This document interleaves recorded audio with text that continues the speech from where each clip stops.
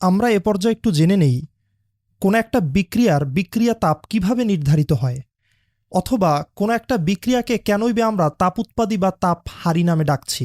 অর্থাৎ কোন কোন ক্রাইটেরিয়া হলে আমরা একটা বিক্রিয়াকে তাপ উৎপাদী বা তাপ হারি বলে বিবেচনা করব। আমাদের এই ব্যাপারটা বুঝতে হলে অভ্যন্তরীণ শক্তি এই টার্মের ব্যাপারে বিস্তারিত ধারণা থাকতে হবে। কোনো একটা বস্তু, যে কোনো একটা বস্তু বা যে কোনো একটা রাসায়নিক পদার্থের মধ্যেই অভ্যন্তরীণ শক্তি বিদ্যমান থাকে। এটা যে কোনো রাসায়নিক পদার্থ বা যে কোনো বস্তুর মধ্যেই বিদ্যমান থাকবে।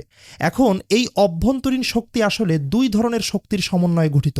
একটা হচ্ছে গতিশক্তি, আরেকটি হচ্ছে স্থিতিশক্তি।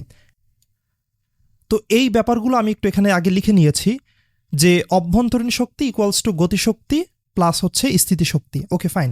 এখন আমরা একটা বিক্রিয়া নিলাম, এখানে হচ্ছে কার্বনের দহন বিক্রিয়া নেওয়া হয়েছে। এই বিক্রিয়ায় বিক্রিয়ক যারা আছে অর্থাৎ কার্বন এবং অক্সিজেন, এরা হচ্ছে এক প্রকার রাসায়নিক পদার্থ, এবং আমি যেটা পেলাম উৎপাদ হিসাবে এটাও তো আলটিমেটলি একটা রাসায়নিক পদার্থ। আমি কি বলেছিলাম? সকল রাসায়নিক পদার্থের মধ্যেই অভ্যন্তরীণ শক্তি বিদ্যমান থাকে। তাহলে বিক্রিয়কগুলোর মধ্যেও নির্দিষ্ট পরিমাণ অভ্যন্তরীণ শক্তি আছে এবং উৎপাদগুলোর মধ্যেও নির্দিষ্ট পরিমাণ অভ্যন্তরীণ শক্তি আছে। যখন বিক্রিয়কের অভ্যন্তরীণ শক্তি বেশি এবং উৎপাদের অভ্যন্তরীণ শক্তি কম, তখন ওই বিক্রিয়াটাকে আমরা তাপ উৎপাদী হিসেবে বিবেচনা করব। আর যখন বিক্রিয়কের অভ্যন্তরীণ শক্তি কম হবে এবং উৎপাদের অভ্যন্তরীণ শক্তি বেশি হবে, তখন ওই ব্যাপারটাকে আমরা তাপহারী হিসেবে বিবেচনা করব। এখন প্রশ্ন হচ্ছে কেন? খুবই সিম্পল, আমরা যদি একটু মনোযোগ দিয়ে শুনি। বিক্রিয়কের অভ্যন্তরীণ শক্তি বেশি এবং উৎপাদের অভ্যন্তরীণ শক্তি কম, তাহলে এই বিক্রিয়কের মধ্যে যে পরিমাণ অভ্যন্তরীণ শক্তি ছিল সেই সবটুকু ব্যবহৃত হয়নি উৎপাদ তৈরি হবার জন্য।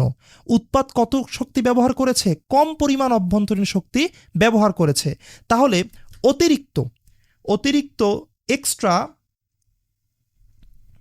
এক্সট্রা যে হিটটা থাকবে, সেই এক্সট্রা হিট বলতে আমি বোঝাতে চাচ্ছি যে অতিরিক্ত যে অভ্যন্তরীণ শক্তিটা উদ্ধৃত থাকবে, সেই অভ্যন্তরীণ শক্তিটুকু তাপ শক্তি আকারে বিক্রিয়া পাত্রের যে সারাউন্ডিংস, সেই সারাউন্ডিংসে অবমুক্ত হবে। তখন আমরা আসলে বুঝতে পারবো যে না, এই বিক্রিয়া শেষে নির্দিষ্ট পরিমাণ তাপ উৎপন্ন হচ্ছে, অর্থাৎ বিক্রিয়া পাত্রটা আমরা একটু ধরলে গরম অনুভব করব, এবং তখন আমরা আইডেন্টিফাই করতে পারবো যে this is a exothermic reaction তথা তাপ উৎপাদী বিক্রিয়া। তো এর উল্টো ঘটনা ঘটে হচ্ছে তাপহারীর ক্ষেত্রে। কীরকম?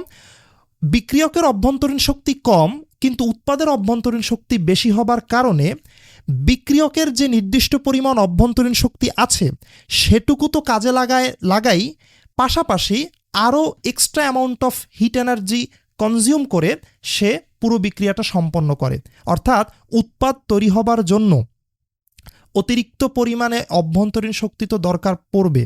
তাহলে এই এক্সট্রা অভ্যন্তরীণ শক্তিটুকু সে বাহিরের সারাউন্ডিংস থেকে বা চারপাশ থেকে তাপ শক্তিটুকু শোষণ করে নেয়, ওইটাই আলটিমেটলি অভ্যন্তরীণ শক্তি হিসেবে উৎপাদ তৈরির জন্য কাজে লাগে।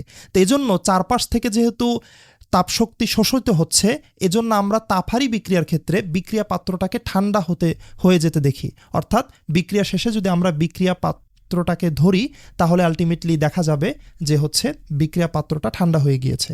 সো এই হচ্ছে বেসিকলি এই একটা বিক্রিয়াকে তাপহারী বা তাপ উৎপাদী বলার কারণ।